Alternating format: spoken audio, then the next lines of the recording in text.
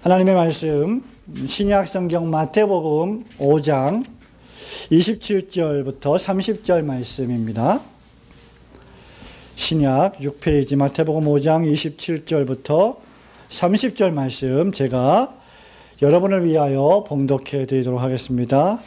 또 간음치 말라 하였다는 것을 너희가 들었으나 나는 너희에게 이르노니 여자를 보고 음욕을 품는 자마다 마음에 이미 간음하였느니라. 만일 내 오른손이 너로 실족해 하거든 빼어내버리라.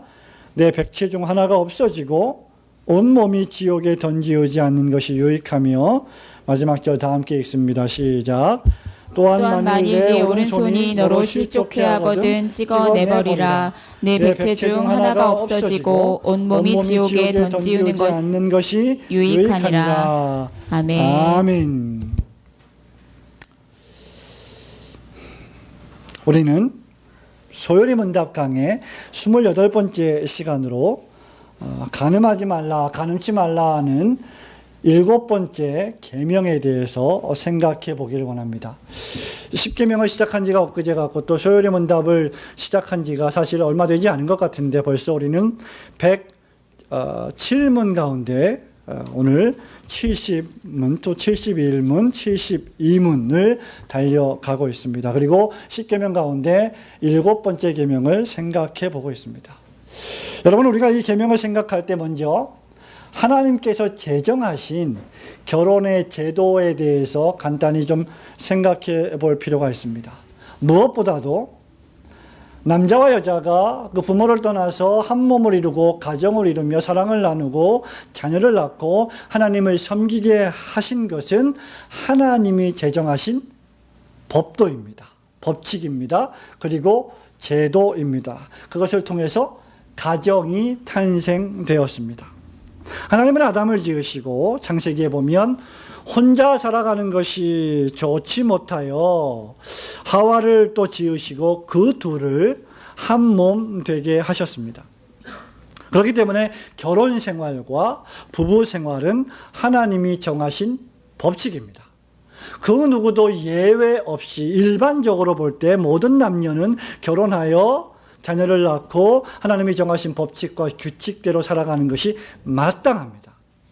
단 하나님께서 구속의 역사를 실현해 나가시고 교회의 운동을 실천해 나가실 때 종종 결혼하지 않고도 살아갈 수 있는 예외적인 사람들을 두시게 됩니다. 그 대표적인 사람 가운데 하나가 바로 여러분 잘 알고 계시는 대로 사도 바울이었습니다. 그러나 예외를 일반적인 법칙으로 일반화시켜서는 결코 안 됩니다. 그러한 특수한 경우 몇몇의 예외를 제외하고 결혼이라고 하는 것은 누구나 반드시 해야만 하는 것이고 취사 선택에 여유가 있는 것이 결코 아닙니다.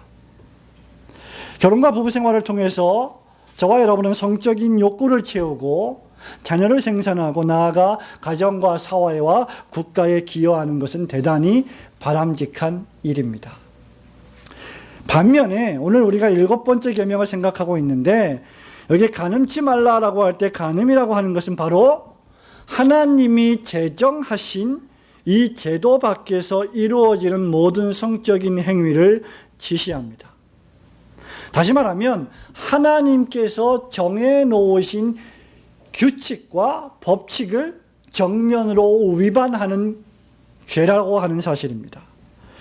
하나님께서는 이 10계명의 제7번째 계명을 통해서 이런 일체의 행위를 하지 말라고 부정적으로 명령하고 계시는데 그것이 바로 오늘 밤에 우리가 잠시 살펴볼 간음치 말라라고 하는 마태복음 5장에 있는 말씀입니다. 자, 두 가지 생각해 보기 원합니다. 첫 번째로 저와 여러분은 간음치 말라라고 하는 이 말씀을 생각할 때에 육적인 간음, 영적인 간음의 행위를 하지 않으려고 최선의 노력을 기울여야 합니다.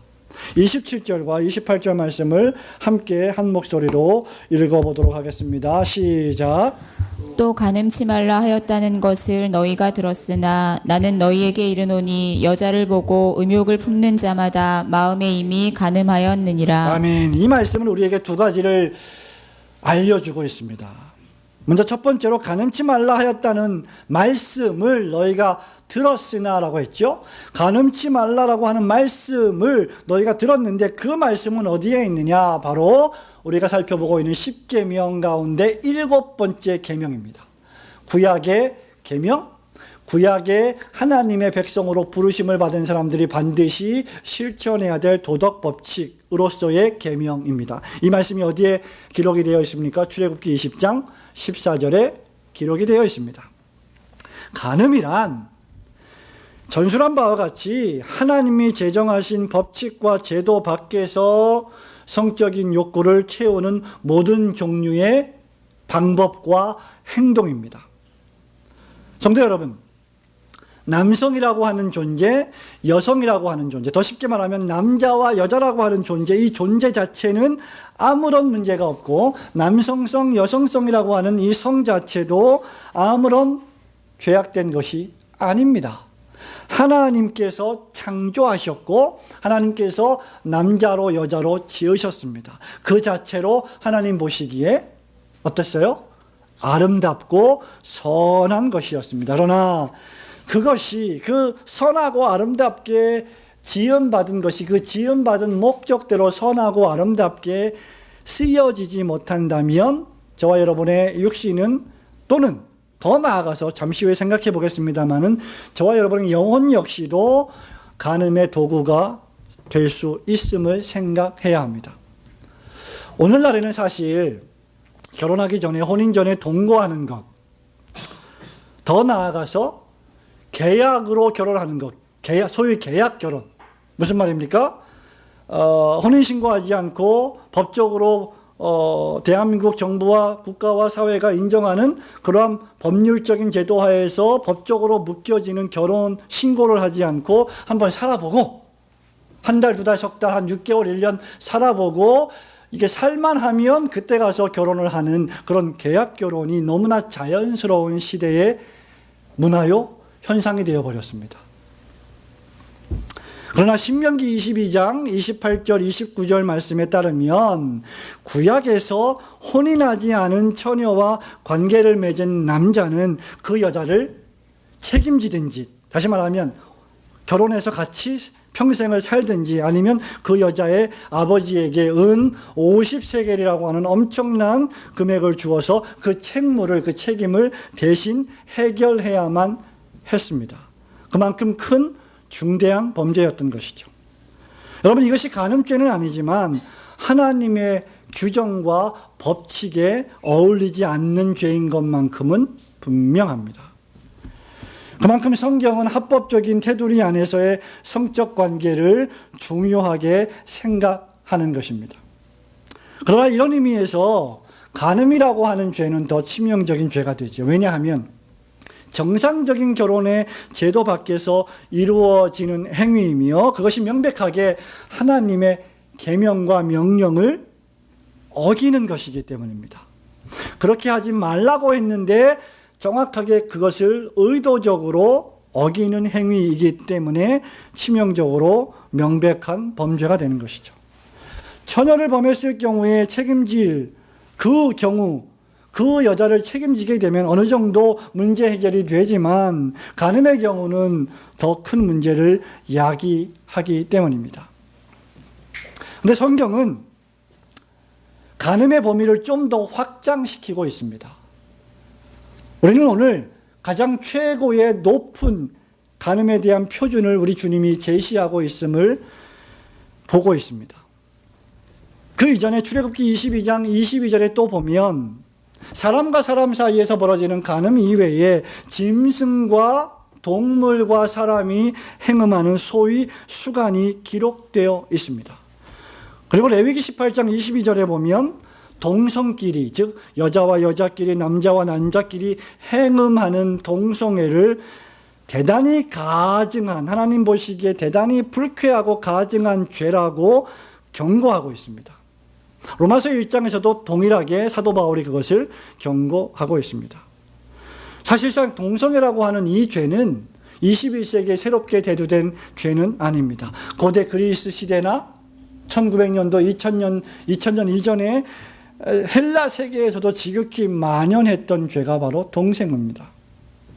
그런데 여러분, 간음이라고 하는 것, 수간 또는 동성애가 치명적으로 악한 죄임에도 불구하고 우리 주님께서는 거기서 한 발 더 나아가서 영적인 간음을, 정신적인 간음을 또 지적을 하고 있는 것을 보게 됩니다.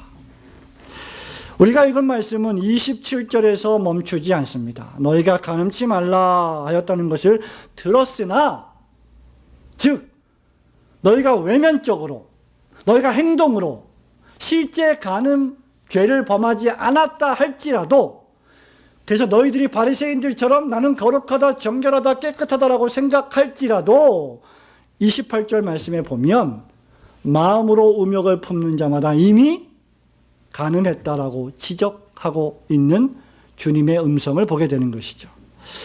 여러분, 28절에 보면 신약은 이 간음의 죄를 영적인 부분까지 확장합니다. 28절 말씀을 다시 한번 읽어볼까요? 시작.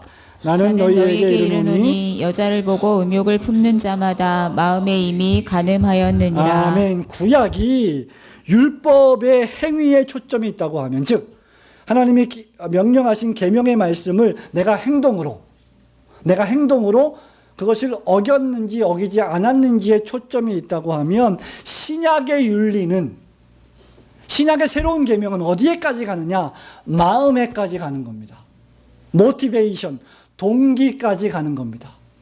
실제로 간음의 행위를 하지 않았음에도 불구하고 내가 마음으로 그러한 생각을 했다면, 그러한 욕구가 있었다면, 그러한 의도가 있었다면 우리 주님은 그건 역시 간음이라고 보시는 것입니다.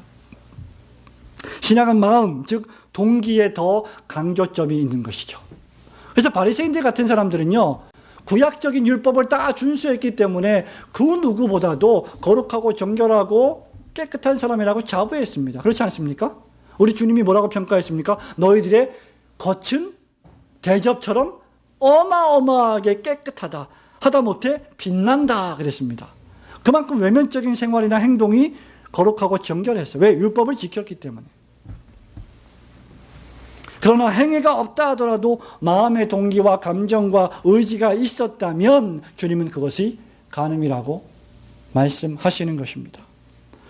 여러분, 왜 주님께서 이렇게 말씀하십니까? 마태복음 19장 20절에 보면요, 젊은 관원 또는 다른 복음서에는 젊은 부자가 나오는데, 이 젊은 관원이 예수님 앞에 나와서 이렇게 질문합니다. 예수님, 제가 어떻게 하면 영생을 얻겠습니까? 제가 어떻게 하면 하나님의 백성이 되겠습니까?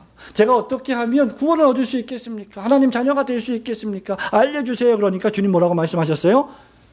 네가 계명을 알지 않느냐? 계명을 지켜라. 그러니까 이 젊은 관원이 뭐라 그랬습니까? 내가 이 계명을 어려서부터요, 주일학교 때부터요, 영아 유치부 때부터요, 너무나 말씀을 잘 들어서 그 계명을 제가 하나도 빠짐없이 다 지켰습니다. 내가 무엇이 더 부족합니까? 여러분, 전형적으로 율법 준수의 사람입니다. 율법 준행에 교만한 사람입니다. 그런데 이 사람에게는 한 가지 부족한 것이 있었어요. 왜냐하면 자신의 재산을 팔아서 가난한 사람들에게 나누어 주려고 하는 새로운 계명의 실천을 이 사람은 하지 않았던 것입니다.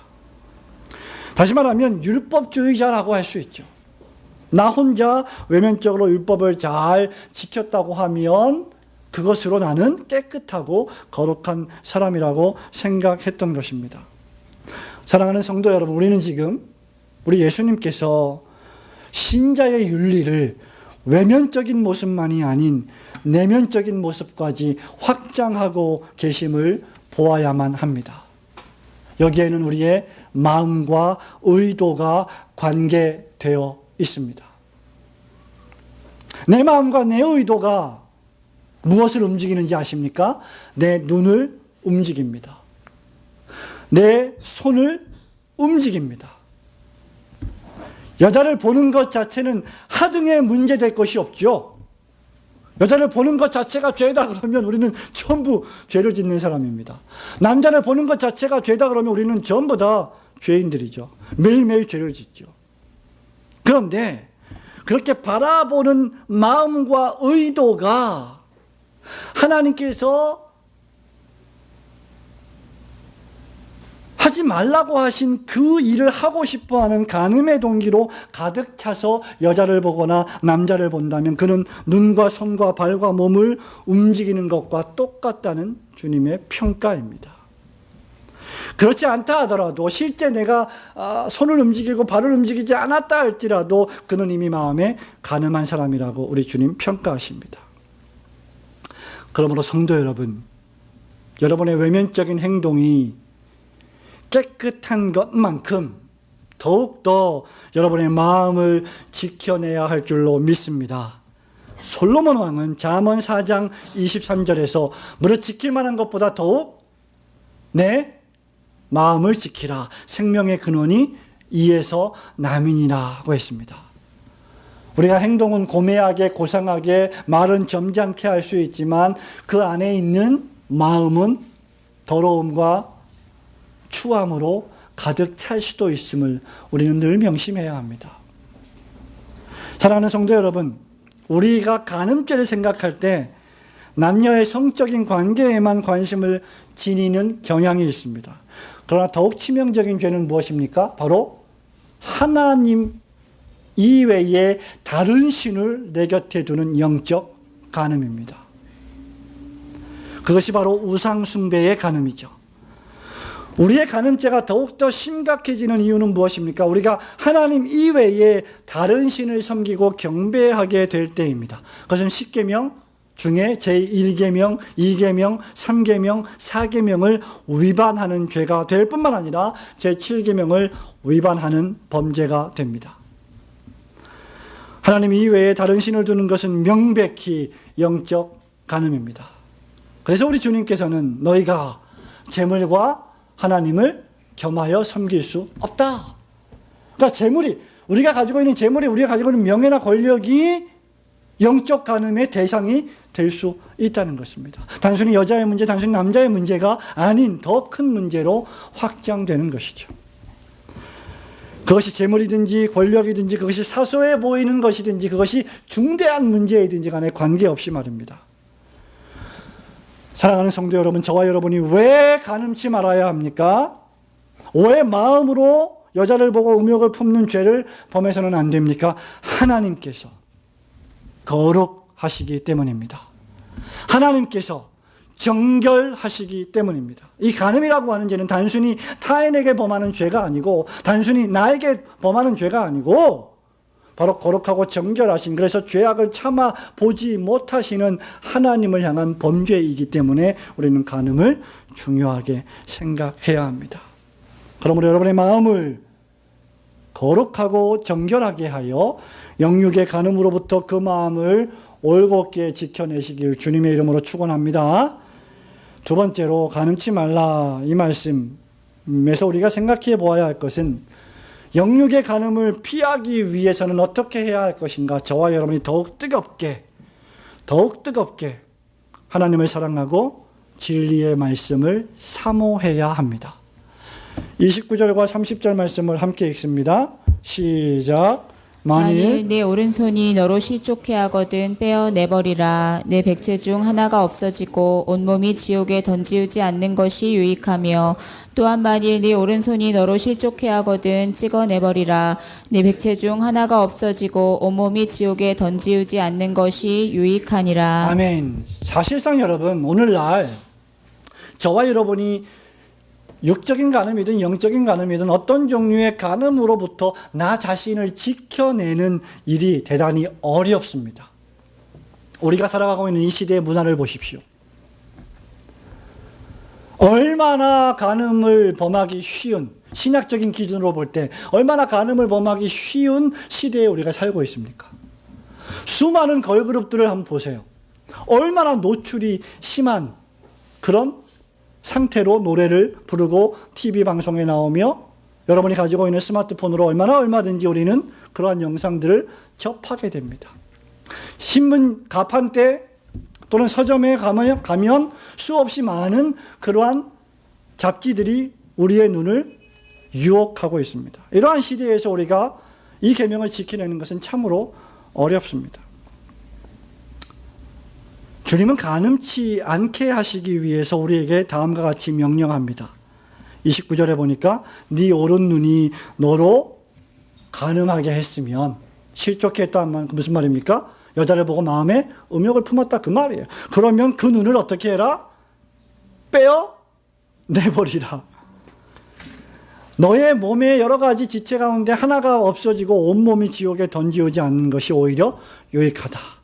그죠? 네 손이 너를 실족해 했으면 찍어내버리라. 여러분, 이 말씀이 무슨 말이에요? 한 번 간음의 죄를 범했으면 여러분 눈을 뽑아버려야 됩니까? 그러면 아마도 매주마다 이 장님이 돼갖고 오는 사람들이 많을 거예요. 여러분, 이 말씀은 무엇을 의미합니까? 간음을 행하게 되는 요소들을 적극적으로 제거하라는 말입니다. 그런 상황과 환경들을 피하라는 말이에요. 왜 그렇습니까? 간음에는 형벌이 따르기 때문이죠. 왜?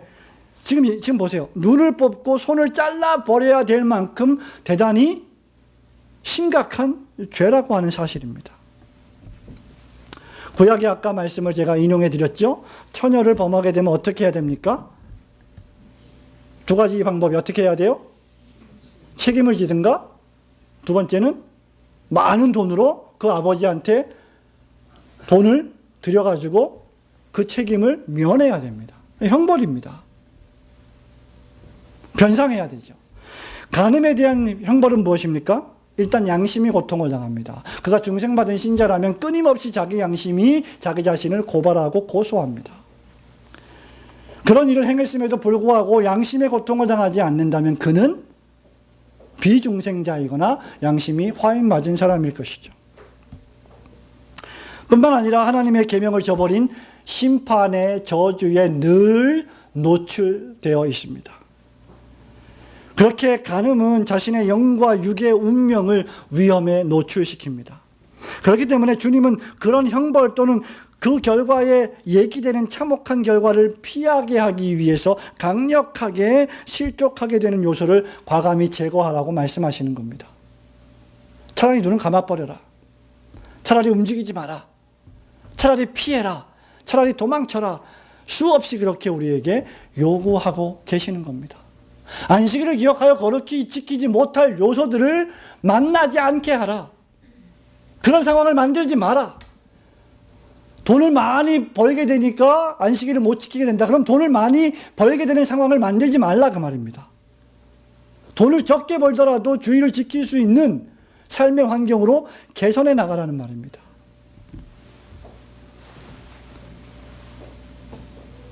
오른손을 잃어버리는 것이 온몸이 지옥에 빠져들어가는 것보다 낫기 때문입니다. 약간의 금전적인 손해를 보는 것이 주님과 교제하는 그 기쁨과 신자의 영원한 즐거움을 상실해버리는 것보다 훨씬 더 나은 일이기 때문입니다. 그렇지 않다면 우리는 재물도 잃어버리고 주님도 잃어버릴 가능성이 상당히 많아질 것입니다. 성도 여러분, 그러면 간음치 않기 위해서 저와 여러분은 어떻게 해야 할까요? 간음을 행하지 않기 위해서 소요리문답 71문과 72문답은 우리에게 한 가지를 제시하고 있습니다. 저와 여러분이 함께 71문 문답을 하도록 해보겠습니다. 제71문, 7번째 계명이 요구하는 것은 무엇입니까? 7번째 계명은 마음과 말과 행동에서 우리 자신과 우리 이웃의 정조를 보전하는 것입니다. 아멘. 제72문, 7번째 계명이 금하는 것은 무엇입니까? 7번째 계명은 모든 정숙하지 못한 생각과 말과 행동을 금하는 것입니다. 네, 결론이 무엇입니까? 저와 여러분이 간음의 죄를 범하지 않기 위해서 영적으로 영적으로 그러기 위해서는 나의 마음과 나의 말과 내 행동을 삼가 조심해서 내 자신과 이웃의 정조를 보존하는 노력을 최선적으로 기울여야 한다는 것입니다. 여기서 강조되는 것이 세 가지입니다. 첫 번째 마음, 두 번째 말, 세 번째 행동입니다. 본문 마태복음 5장 28절은 무엇을 강조하고 있습니까? 마음을 강조하고 있어요. 행동하지 않았어도, 말하지 않았어도, 처녀를 희롱하지 않았어도 마음으로만 가지고 있어도 간음했다. 우리 주님이 평가하시는 것입니다. 마음을 조심해라 그 말입니다. 마음을 다스려라 그 말입니다. 에베소서 4장 29절 말씀은 무엇을 언급합니까? 우리의 입을, 우리의 말을 언급합니다. 무릇 더러운 말은 너희 입 밖에도 내지 말고 오직 덕을 세우는 데 소용되는 대로 선한 말을 하여 듣는 자들에게 은혜를 끼치게 하라. 무슨 말을 입 밖에 내지 말라고요? 더러운 말. 뭐가 더러운 말이에요? 외설적인 말. 예? 성을 가지고 장난치는 말. 성적인 유의를 즐기는 말. 그 한자 용어로 뭐라 그러죠? 음담, 패설. 그런 것들로 자기의 말을, 자기의 입을, 자기의 혀를 더럽히는 것입니다. 재미있죠? 얼마나 재미있습니까? 제일 재미있는 그런 말 가운데 하나가 무엇입니까? 뒷담화하는 거예요. 다른 사람을 뒤에서 욕하는 거, 비판하는 거. 얼마나 재미있습니까? 또 하나 재미있는 게 뭡니까? 음담패설이에요. 그러나 그것은 성경에서 금하고 있는 우리의 말의, 입의, 혀의 죄입니다. 에베소서 5장 3절 4절도 역시 똑같이 우리의 혀, 우리의 말을 조심하라고 말합니다. 너희가 음행과 온갖 더러운 것과 탐욕은 너희 중에서 그 이름이라도 뭐 하지 말라고요? 부르지 말라. 이는 성도의 마땅한 반이라. 누추함과 어리석은 말이나 그 다음 희롱의 말이 마땅치 아니하니 너희는 항상 감사하는 말을 하라. 마음과 말을 통해서 나 자신의 성을 보호하고 타인의 성도 보전해 주는 최선의 노력을 기울여야 한다는 것입니다. 어떤 사람이 다른 사람의 성을 희롱하는 그런 말이나 행동을 했다면 우리가 그 자리에 있었을 때 그것을 제지해야 한다는 것입니다. 세 번째는 무엇입니까? 행동입니다. 디모데후서 2장 22절은 행동을 강조하죠. 또한 바울이 디모데에게 말합니다. 네가 청년의 정욕을 피하고 주를 깨끗한 마음으로 부르는 자들과 함께 의와 믿음과 사랑과 화평을 쫓으라. 예, 청년 때에는 정욕이 충만한 때입니다. 그러면 어떻게 해야 돼요? 못 참겠으면 바울이 뭐라고 말했습니까? 빨리 결혼해라. 빨리 혼인해라. 그렇게 우리 바울 선생님이 권면했습니다. 나의 마음과 나의 말과 행동에 있어서 외설적이거나 불경하지 않은 나의 마음 상태와 말과 행동인지 늘 자기 자신을 삼가 조심하여 사는 노력을 기울여야만 합니다. 성도 여러분, 우리가 과연 어떻게 그런 노력을 기울일 수 있을까요? 그리고 그런 노력의 성공 여부를 어떻게 우리가 확신할 수 있겠습니까? 어떻게 하면 우리는 가능하지 않겠습니까? 결국 한 가지 방법밖에 없습니다. 저와 여러분이 아무리 노력한다 할지라도 저와 여러분의 노력과 힘으로는 이 10계명을 지켜낼 재간이 없어요. 그런 능력이 우리에게 없습니다. 그럼 어떻게 해야 합니까? 결국 하나님을 더욱 뜨겁게 사랑하고 진리의 말씀을 더욱 깊이 사랑하는 길 외에는 다른 방법이 없습니다. 청년이 무엇으로 그 행실을 깨끗게 하리까? 오직 주의 말씀과 기도뿐입니다. 주님의 진리의 말씀과 하나님을 향한 교제로만 저와 여러분이 거룩하게 될 수 있다는 겁니다. 여러분, 이것은요, 면벽 수행을 10년 동안 한다고 되는 일이 아닙니다. 무건 수행을 365일 입을 안 여는 수행을 한다고 되는 일이 아니에요. 입 밖으로 말을 하지 않는다고 해서 해결될 수 있는 문제가 아닙니다. 우리가 하나님을 믿는다고 하는 저와 여러분이 하나님과 사랑에 빠지지 않으면 결국 저와 여러분은요, 세상과 사랑에 빠질 수밖에 없는 존재입니다. 왜냐하면 하나님이 우리를 그렇게 만드셨어요.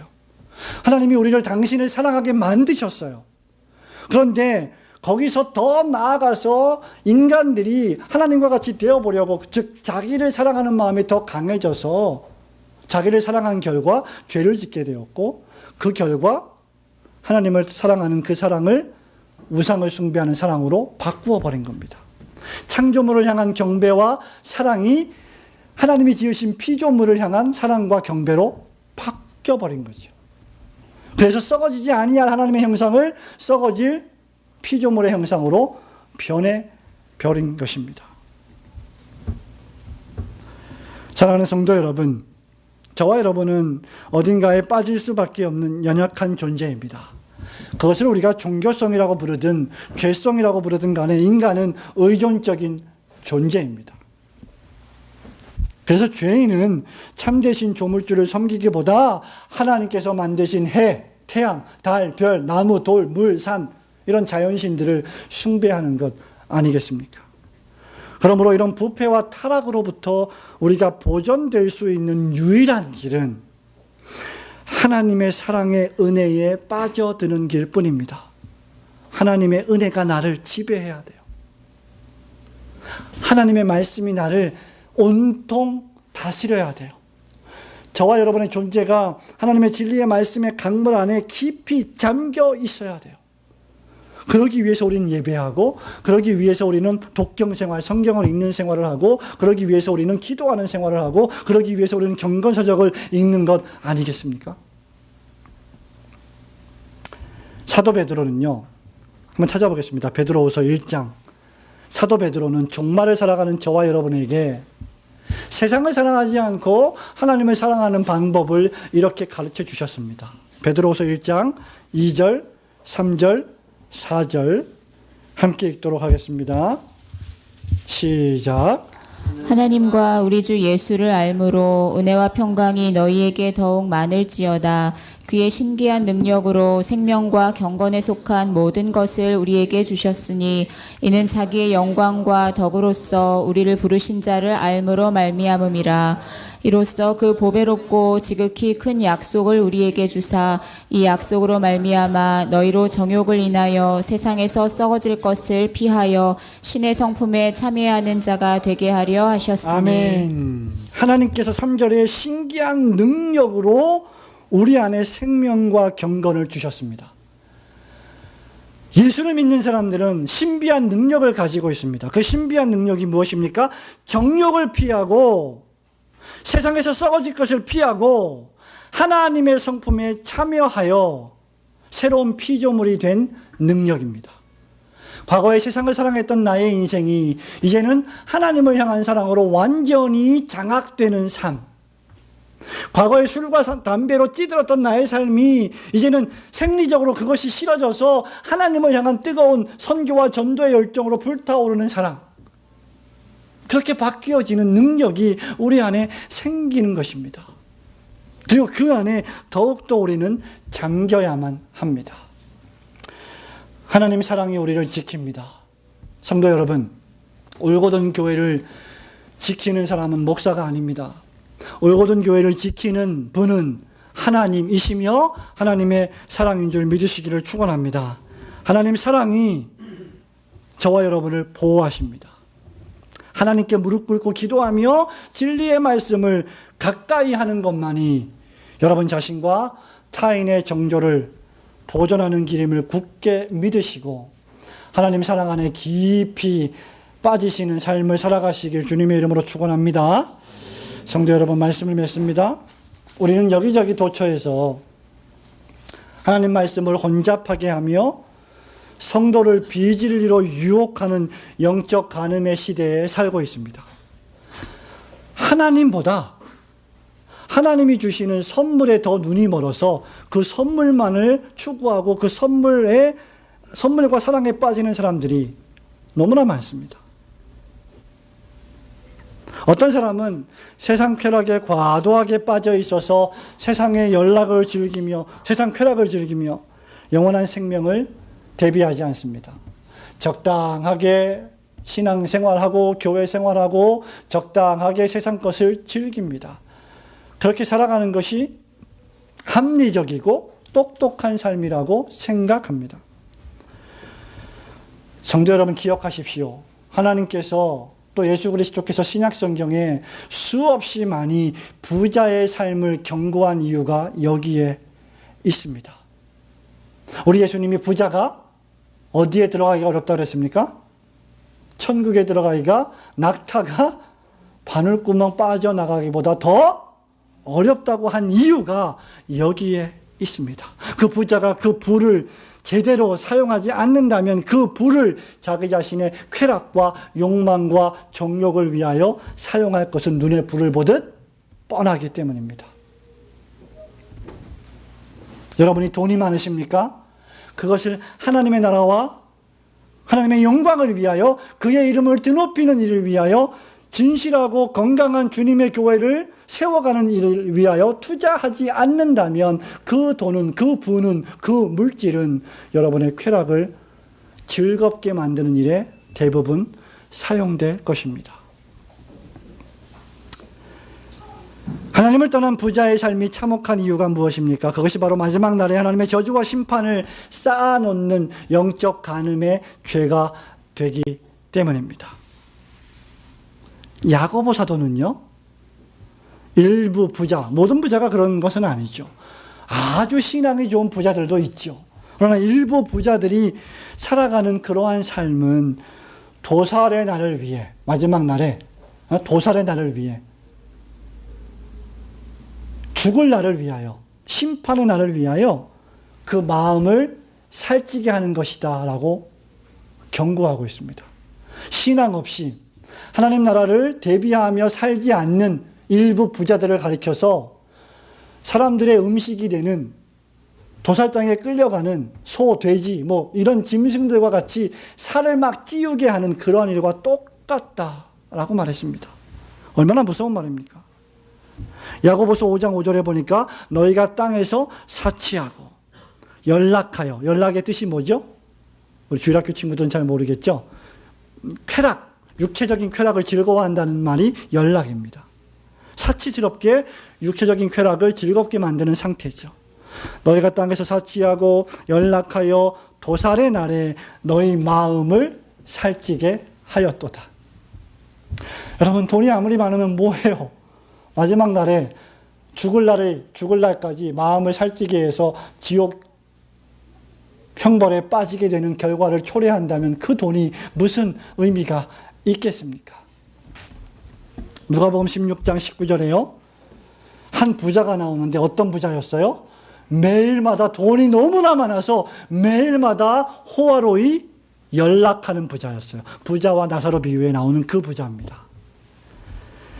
16장 19절에 이렇게 기록되어 있습니다. 한 부자가 있는데 자색 옷과 고운 베옷을 입고, 자색 옷, 고운 베옷은 누가 입어요? 그 당시에 최고의 권세를 누리고 가장 부유했던 사람들이 입었던 전매 특허와 같은 의복들이죠. 자색 옷과 고운 화려한 베옷을 입고 날마다 호화로이, 그 다음 말씀, 연락하는데, 쉬운 말로 할까요? 21세기 말로 럭셔리하게, 하나님 떠나서 럭셔리한 삶을 살아간다, 그 말입니다. 그리고 그 결국은 심판입니다. 그래서 전도서 7장 4절에 보면 솔로몬 왕이 뭐라고 말씀했습니까? 지혜자의 마음은, 믿음이 있는 사람의 마음은, 신자의 마음은 초상집에 있으되 우매자의 마음, 어리석은 자의 마음은 어디에 있다? 연락하는 집에 있다. 매일 잔치집을 찾아가는 거예요. 매일 놀궁리만 하는 거예요. 주님의 나라와 주의 영광을 위해서 어떻게 내가 열심히 공부하여, 어떻게 내가 땀을 흘려서, 내가 어떻게 잠을 줄여서, 어떻게 열심히 공부해서 하나님을 기쁘시게 할까를 생각하지 않고 매일마다 게으름 피우고, 매일마다 공부 안 하고, 매일마다 선생님 부모님 말씀 안 듣고, 매일마다 자기 멋대로의 즐거운 삶을 살아간다면 그는 호화로에 연락하는 사람과 다를 바가 없습니다. 물론 우리 주일학교 친구들은 정말 열심히 공부하는 친구인 줄 목사님이 잘 알고 있습니다. 일주일 내내 공부하는데 교회 와서 또 공부해요. 점심때 공부하고, 예배 끝나고 또 공부하고, 오전 예배 드리고 오후 예배 드리고 또 다 공부하고, 대단한 친구들이라고 생각해요. 정말 높이 평가해요, 목사님은 여러분들을. 그러나 여러분들의 평상시의 생활이 정말 하나님을 기쁘시게 하기 위해서 열심히 공부하는 삶이, 부지런한 삶이 더욱 되어야 할 줄로 믿습니다. 믿습니다. 예. 여러분, 우리의 가는 문과 우리가 걸어가는 길이 작고 좁고, 그래서 성경 말씀대로 마태복음 7장 말씀대로 협착하다고 할지라도 그 문이, 그 길이 생명으로 인도하는 문이고 생명으로 이끄는 길이라고 하는 것을 굳게 믿고 이 악한 세월에 기회를 아껴서 하나님의 나라와 그의 이름의 영광을 위하여 최선을 다하는 삶을 살아가시기를 주님의 이름으로 축원합니다. 아멘.